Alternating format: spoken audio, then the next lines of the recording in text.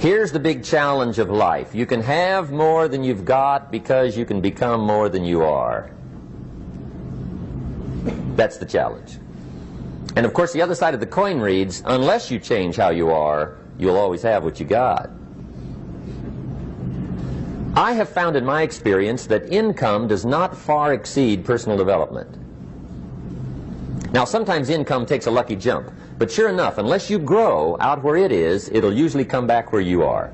Life has strange ways. If somebody hands you $1 million, best you become a millionaire quickly, so you get to keep the money. Otherwise, sure enough, it'll disappear. Somebody once said, if you took all the money in the world, divided it up equally among everybody, it would soon all be back in the same pockets. Incredible. Success is something you attract, not something you pursue. Success is looking for a good place to stay. So instead of going after it, you work on yourself. Personal development. See, the major question to ask on the job is not what are you getting. The major question to ask on the job is what are you becoming? See, the big question is not what am I getting paid here. The big question is what am I becoming here? Because true happiness is not contained in what you get. Happiness is contained in what you become.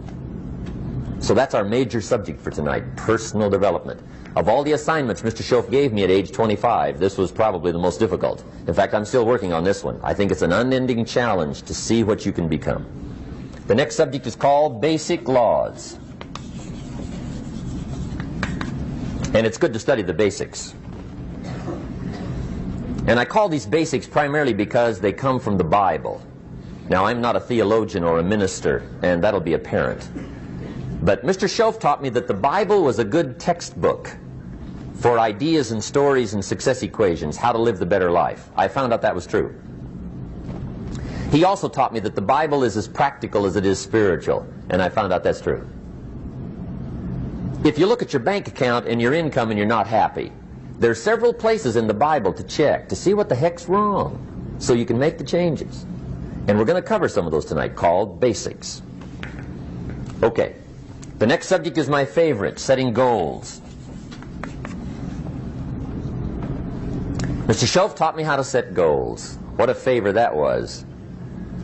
One morning at breakfast, shortly after I met him, he said, Jim, let me see your current list of goals, and let's go over them and talk about them. He said, maybe that's the best way I can help you get a better direction started. And I said, I don't have a list. He said, well, is it out in the car or home somewhere? I said, no, sir. I don't have a list anywhere. He said, well, young man, that's where we got to start. He said, I can tell you right now, if you don't have a list of your goals with you, he said, I can guess your bank balance within a few $100s. Which he did. And that got my attention. I said, you mean my bank balance would change if I had a list of goals? He said, drastically. That day I became a willing student how to set goals. And sure enough, learning how to set goals changed my life. And I often wondered why no one had ever taught me how to set goals up until age 25. I went to high school, but if they offered it, I missed it. I went to college for a year, never heard it. I worked for Sears. Really. And to my knowledge, Sears never taught it. Right? How to set goals. So here I am, age 25, married, my family's starting, I've been to college, I'm working, and I still don't know how to set goals. But fortunately, when I was 25, I met the man who taught me how. And it revolutionized my whole life. Economically, socially, personally, it's incredible. So I want to share with you tonight what Mr. Shoaf shared with me, how to set goals. It can be a life changer. Okay. The next subject is the negative part of the seminar. Life is part negative, so we got to talk about the negative. And this subject is called diseases of attitude. Diseases of attitude. There's a lot of things that can wreck your chances to do well. We live in a rather dangerous world, so you got to be not only wise, you got to be careful. Now, attitude diseases are just as bad as physical diseases, right? High blood pressure, heart trouble. I mean, a lot of things will ace your chances to do well. So you've got to be careful. And attitude diseases are deadly. I mean, they'll destroy all the good things you start. Okay? So we'll go through those attitude diseases, how to spot them, how to look for them, what they are, and the cure. And I'm a pro on these because I've had them all, so I can give you excellent advice on these. Now, the last subject we're going to consider tonight is called the day that turns your life around. The day that turns your life around. And under this subject, we're going to talk about the emotions that can change your life. Human beings are emotional creatures, and emotions are powerful for life change. Now, of course, emotions are so powerful they can go either way on you. Emotions can either build or destroy. So you really have to employ emotions properly. We call civilization the intelligent management of human emotions. If you can intelligently apply your emotions in the right direction, no telling what can happen. Could turn your life around one day would be sufficient. So we'll talk about those. Okay. Now that's a lot to cover in one evening, but we'll keep at it here and see if we can't get it all done. I'd like to have you now jot down the theme of the seminar. Every seminar should have a theme, I guess. We've got one. It's on some of our literature if you happen to notice it, but if you didn't, for your notes, here it is. The theme of the seminar goes like this: the major key to your better future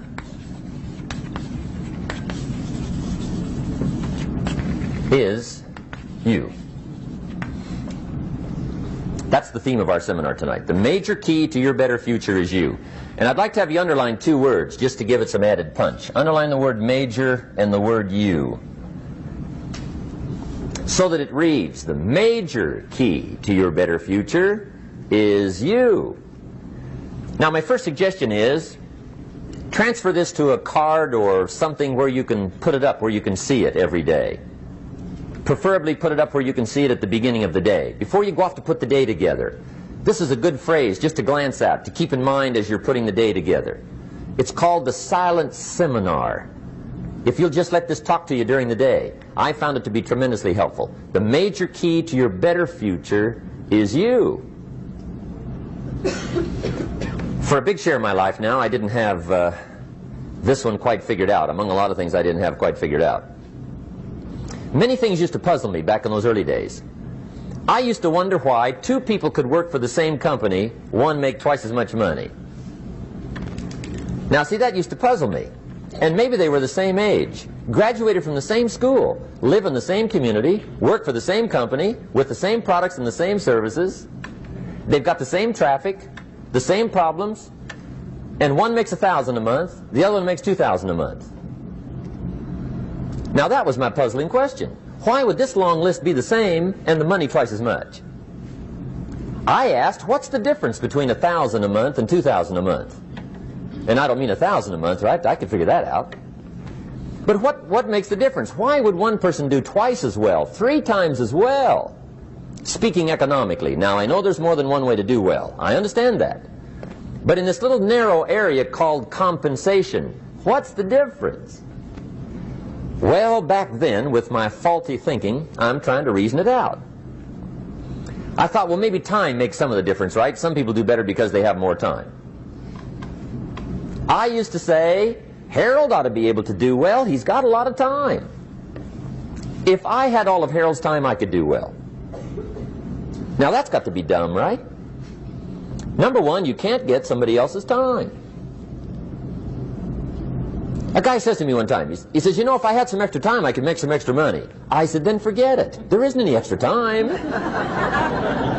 Hey, when the clock strikes 12 midnight, that about wraps it up, right? I mean, you can look around the gongs there for a little more, but it's over. You say to the guy, what are you doing? He says, I'm looking for extra time. See, they'll come and take you away, right? There isn't any more time. Now, if you can't get more time, which you can't, what could you get more of that would make a difference in economic results? And here's the key word. Make it a part of your notes. We're going to consider it tonight. The word is value. And I have a little phrase for your notes. Value makes the difference in results. Value makes the difference. You can't get more time, but you can create more value. Now here's the first lesson of economics. Everybody should learn it from the time they're old enough to understand what a dollar means, how to earn one, how to get one, how to keep one, what to do with it. First lesson of economics. We primarily get paid for value. That's lesson one. Bringing value to the marketplace, that's how you get paid. You don't get paid for the time. I know it takes time to bring value to the marketplace, but you get paid for the value, not the time. Now, since that's true, here's one of the key questions of the evening. Is it possible to become twice as valuable at the marketplace and make twice as much money in the same time? Could you become 3 times as valuable? Make 3 times as much money in the same time? Is that possible? The answer is yes, if. And it's always if, right? Life is known as the big if. Harry Truman once said, life is iffy. How true. And here's the big if we're going to consider it tonight. It's possible to do much better at the marketplace if you go to work primarily on yourself. And that's the theme of our seminar tonight. Learning to work primarily on yourself. People have asked me for the last 24 years, how do you develop an above average income? And the answer is, become an above average person. Develop an above average handshake. Some people want to be successful, they don't even work on their handshake. As easy as that would be to start on. They let it slide, they don't understand. Develop an above average smile. Develop an above average excitement. Develop an above average interest in other people. Develop an above average intensity to win. See, that'll change everything. Probably one of the most frustrating experiences in life is looking for an above average job with above average pay without becoming an above average person. It's called frustration.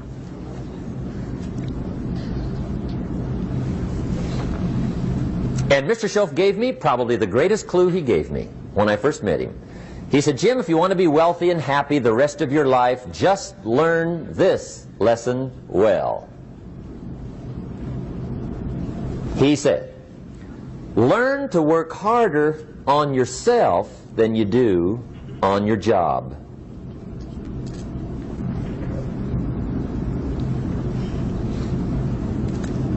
Then Mr. Shoaff gave me probably one of the most important clues among so many things he taught me, but this was in those early days. Mr. Shoaff was very kind, but he was also very abrupt. And he had these interesting questions to ask. I'm giving him a little rundown one day on how things hadn't worked out for me.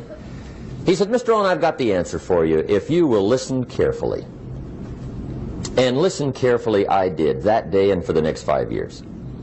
If somebody's wealthy and happy, you gotta listen. He said, Jim, I've only known you a short time.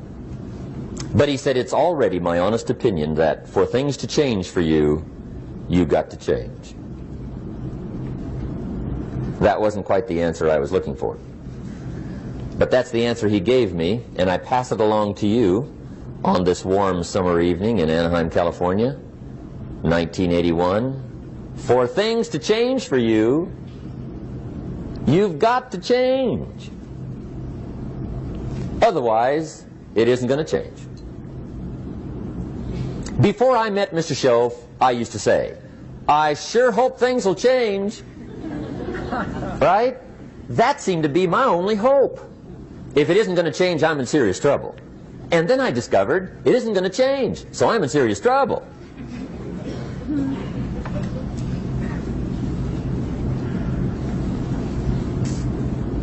See, I can tell you what the 80s are going to be like. You have dropped into the right place. I did a seminar one time for Standard Oil executives and management in Honolulu. And we're having a conference one day on this big conference table. And one of them said to me, Mr. Rohn, you know some fairly important people halfway around the world. What do you think the 80s are going to be like? I said, gentlemen, I do know the right people.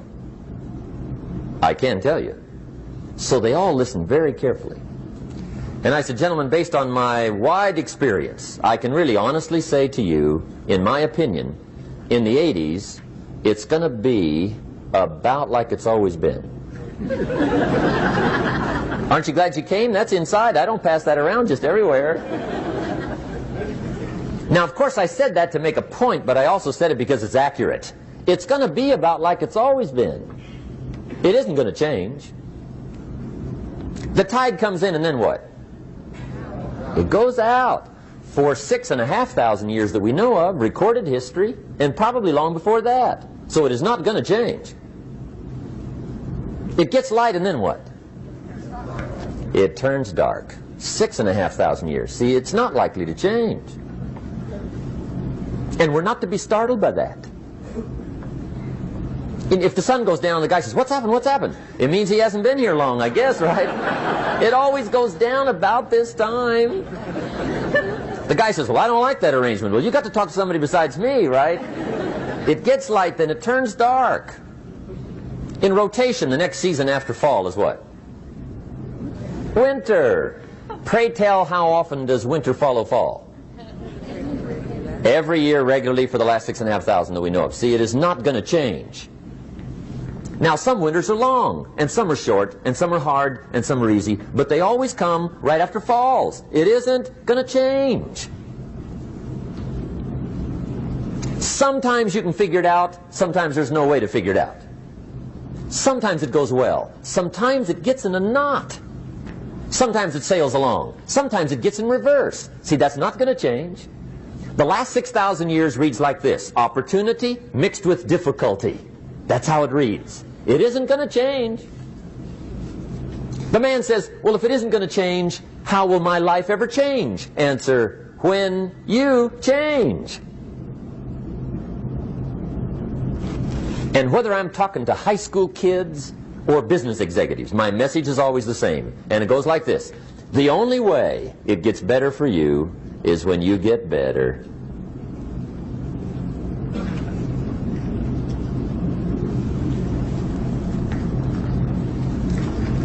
Let me give you the 4 major lessons in life to learn. Here's 4 majors. It's good to study the majors. In our weekend seminar we teach. Some people don't do well because they major in minor things. You've got to be on the lookout. At the end of every week, end of every month, you've got to check, make sure you're not spending major time on minor things. Okay, we go through that whole series. Majors and minors.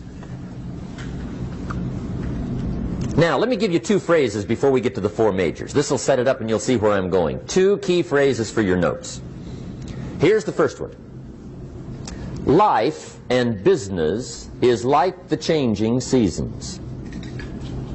That's the first phrase. Life and business is like the changing seasons. One of the best ways to describe life, it's like the seasons.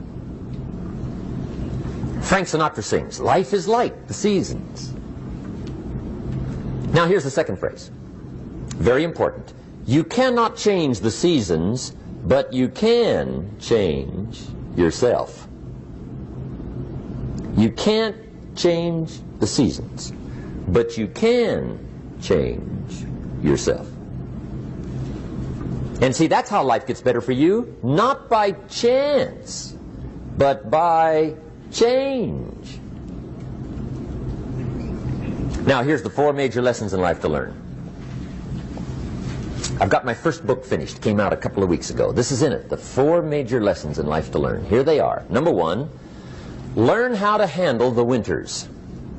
That's lesson 1. They come right after falls with regularity. Some are long and some are short and some are hard and some are easy, but they keep coming. You must learn to handle the nights. They come right after days. You must learn to handle difficulty. It comes right after opportunity. You must learn to handle recessions. They always follow progressions. For the last 6,000. See, it isn't going to change. The lesson you must learn is how to handle it. And there's all kinds of winters, right? The winter when you can't figure it out. The winter when it all goes smash. The winter when it turns belly up. The winter when it won't work, when you've run out of money and you've got a broken heart. See, those are winter times. There's all kinds. Economic winters, social winters, personal winters. When your heart is smashed in 1,000 pieces and the nights are unusually long, your prayers seem to go no higher than your head. It's wintertime. Barbra Streisand sings, "It used to be so natural to talk about forever, but used to be's don't count anymore.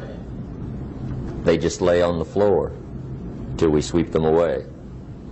You don't sing me love songs, and you don't say you need me, and you don't bring me flowers anymore." A song of winter. But see, the disappointments come. Those are normal. That's part of life. But the question is, how do you handle it? How do you handle the coming winters and the disappointments and the down times? Well, you can't get rid of January by tearing it off the calendar. But here's what you can do. You can get stronger, you can get wiser, and you can get better. The winters won't change, but you can. And that's how life changes for you. See, before I understood, when it was winter, I used to wish it was summer. I didn't understand. When it was hard, I used to wish it was easy. I didn't know. And then Mr. Schoaf gave me a part of his very unique philosophy when he said, "Don't wish it was easier, wish you were better." See, that triggered my whole life change. Don't wish for less problems. Wish for more skills. Don't wish for less challenge. Wish for more wisdom. That's the key. So that's lesson one. Learn how to handle the winters. Here's lesson two. Learn how to take advantage of the spring. That's the second one. Spring is called opportunity. And spring follows winter. What a great place for it. If you were going to put it somewhere, that'd be the place to put it, right after winter. And pray tell, how often does spring follow winter? Every year with regularity, 6,000. You can almost count on it. See, opportunity always comes. Days follow nights. Isn't that terrific? Opportunity follows difficulty. But here's what you must learn to do. Underline these two words in that key phrase. Take advantage. Underline those two. You must learn to take advantage of the spring. See, just because spring rolls around is no sign you're going to look good come fall. You got to do something with it. In fact, you have to get good at one of two things in life. Planting in the spring or begging in the fall. Or get somebody to do it for you. See, those are about the only alternatives. Now here's what else you must do. Take advantage of the springs quickly, because there's only a few. Just a handful of springs have been handed to each of us. They don't come forever. Life is fairly brief. So you got to read every book you can get your hands on what to do with your springs while they're here. And take advantage, they soon run out. The Beatles wrote, "Life is so short." And for John Lennon, it was extra short. But life is brief. Elton John sings, "She lived her life like a candle in the wind." It's brief. So whatever you're going to do with your life, you got to get at it. Don't just let the springs pass. Here's the third major lesson in life to learn. Learn how to protect your crops all summer. You got to take care of what you start. Sure enough, as soon as you've planted your garden in the spring, the busy bugs and the noxious weeds are out to take it. And here's the next bit of truth. They will take it unless you prevent it. And that's the third major skill to learn. You've got to learn to prevent the intruder from taking all the good you start. It's one of the challenges. Here's two key phrases under number 3. First one, all good will be attacked on this planet. Maybe not the next one we get to, but on this one, all good will be attacked. Every garden will be invaded. Not to think so is naive. And here's the second phrase. All values must be defended. Political values, social values, community values, family values, marriage values, friendship values, business values. Every garden must be tended all summer. Third major lesson. Now here's number 4. Fourth major lesson in life to learn. Learn how to reap in the fall without complaint. Learn to reap come harvest time without complaint. Take full responsibility for what happens to you. It's one of the highest forms of human maturity, accepting full responsibility.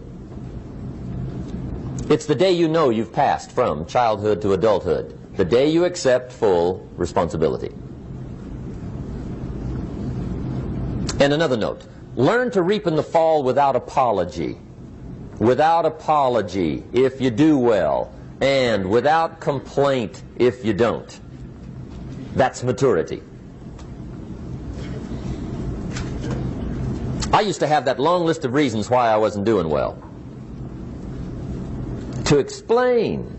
You got to explain, right? Otherwise you're going to look bad. I used to have this funny list called Reasons for Not Looking Good.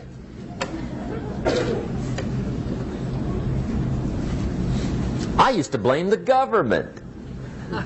I mean, you can believe that or not. It was at the top of my list. I had a lecture second to none. The government. That was on my list. I used to blame taxes. Look what you got left after they take everything.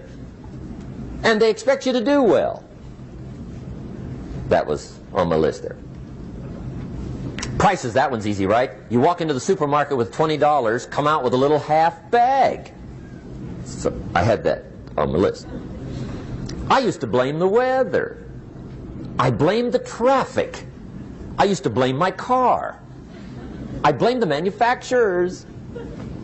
I used to blame the company. I blamed company policy. I used to blame the training program. I blame my negative relatives. They were always putting me down. I blame my cynical neighbors. They're just selfish, looking out for themselves. Won't loan you money? They were on my list.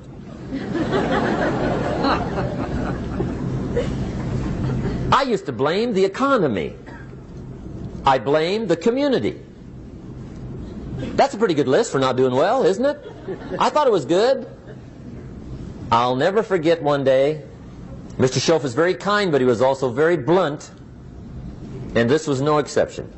And I'm glad he was blunt. There's a lot of things I'd have missed if he hadn't have been blunt.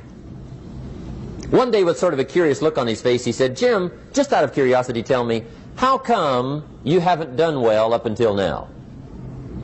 Excellent question. I thought, well, so I won't look too bad, I'll go through my list. And this list I just gave you, I put that on him. And he was very patient. He let me go through the whole thing, the government, the weather. I went through this whole thing. When I finished, he looked my list over very carefully. He said, "Mr. Rohn, big problem with your list. You ain't on it." How brilliant.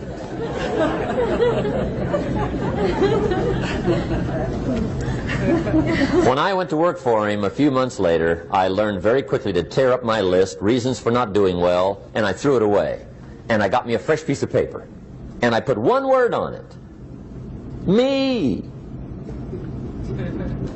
There's a Black Heritage spiritual that says, "It's not my mother nor my father, nor my brother nor my sister, but it's me, O Lord, standing in the need of prayer." See, I used to blame everything outside. And then let me give you a little philosophy that helped turn my life around. For your notes, here it is. It's not what happens that determines the quality or the quantity of your life. It's not what happens. And the reason is because what happens happens to about everybody. No different. The sun went down on all of us last night. A common event, a happening.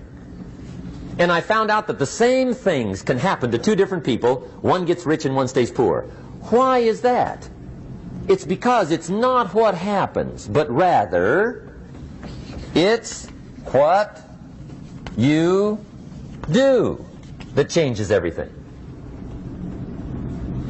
So that's a key phrase. It's not what happens, it's what you do. What happens is about the same. You might put that in parentheses here. Same. What people do, that's what's different.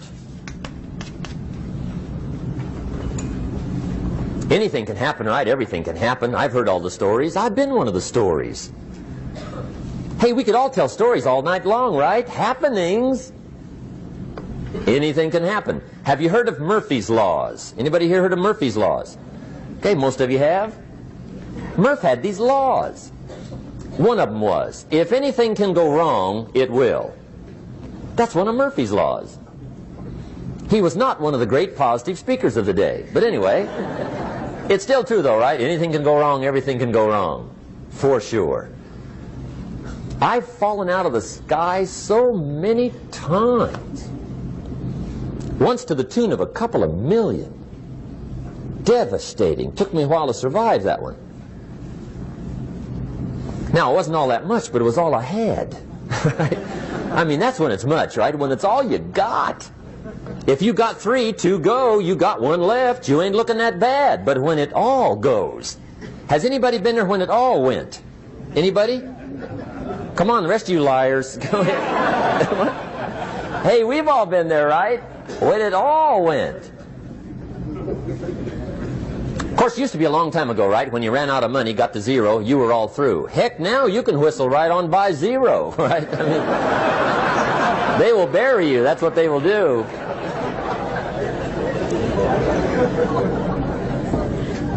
But see, those are the happenings, right? Everything can happen. Anything can happen. But it's not the happenings. It's what you do about it.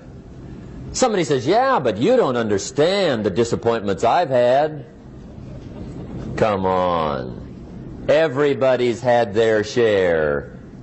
Disappointments are not special gifts reserved for the poor. Everybody has them. The difference is what you do about them. It's not the weather. I used to blame the weather, and I discovered it rains on the rich. So see, that won't help.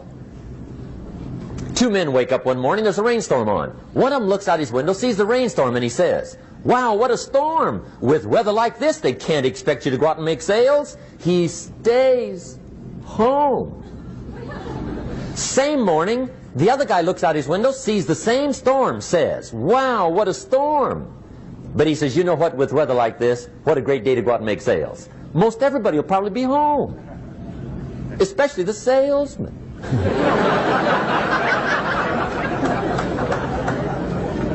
See, that's the difference in how your life works out. It's not what happens, it's what you do. So here's one of the key questions of the evening. Starting tomorrow, what are you going to do that'll make a change in your life's direction? Good question.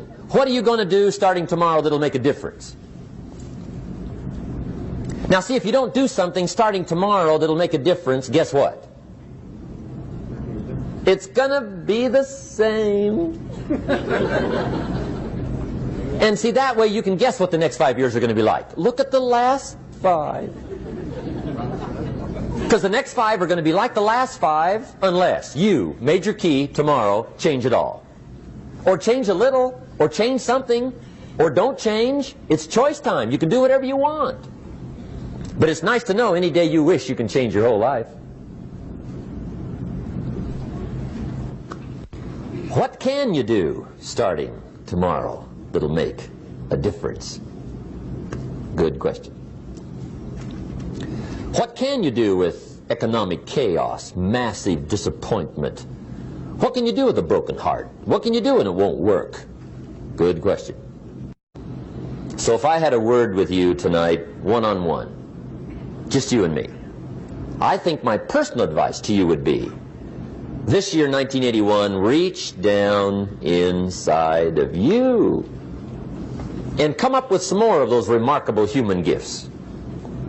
They're there, waiting to be utilized. And then change anything for you want to change. And I challenge you to do that because you can change. If you don't like how it is for you, change it. If it doesn't suit you, change it. If it doesn't please you, change it. If it isn't enough, change it. And I challenge you to do that because you can change. See, you don't ever have to be the same again after tonight, only by choice. If you don't like your present address, change it. You're not a tree.